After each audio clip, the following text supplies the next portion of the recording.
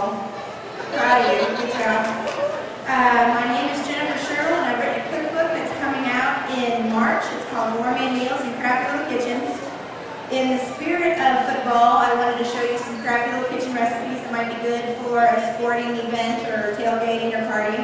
The first one we're going to do is guacamole. It's really easy to dice an avocado. It should not be a messy process at all.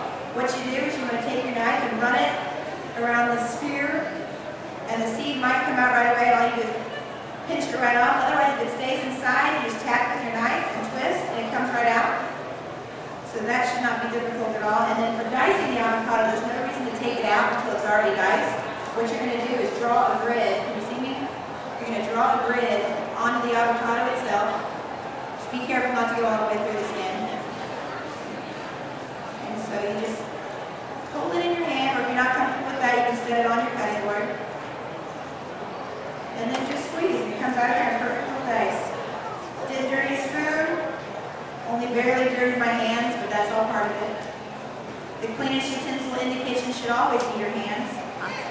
The premise behind the book is finding really quick and easy ways to do things inside your kitchen if you don't have a lot of stuff, if you don't have a lot of training. And how I came up with that idea was living in a brownstone apartment in Brooklyn that had no natural kitchen. What my landlord did was he took a very small bedroom and shoved a sink, a stove, and a refrigerator against the wall. I had no counters, I had no cabinets, I had no table, I had nothing.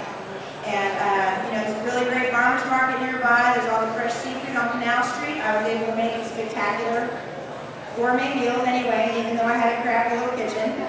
And I came up with a lot of ideas on how to store things. If you don't have a counter, for example, you can just set your cutting board over 2 burners right here and then drop the things into the pot next to you. There's no reason you have to have a counter. My refrigerator in Brooklyn, in fact, the refrigerator I have now, I'm larger than, and I'm not a big person. And so there's a lot of different ways of making lots of room in your refrigerator. For example, use all your leftovers. This guacamole, for example, we're making today is really more of an avocado salsa. I think it's prettier. I think it tastes better. The more flavors you can add is always better, plus the more color. So despite just the diced avocado, which I'm going to squeeze some lime on.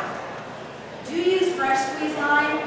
The lime serves 2 purposes in this dish. Not only does the acid keep the avocado from oxidizing right away, but it's also going to add a lot of flavor. So do not use pre-squeezed, the little containers of squeezed lime juice you can buy at the store. That's not even appropriate for a cocktail. And so, once the avocado is nice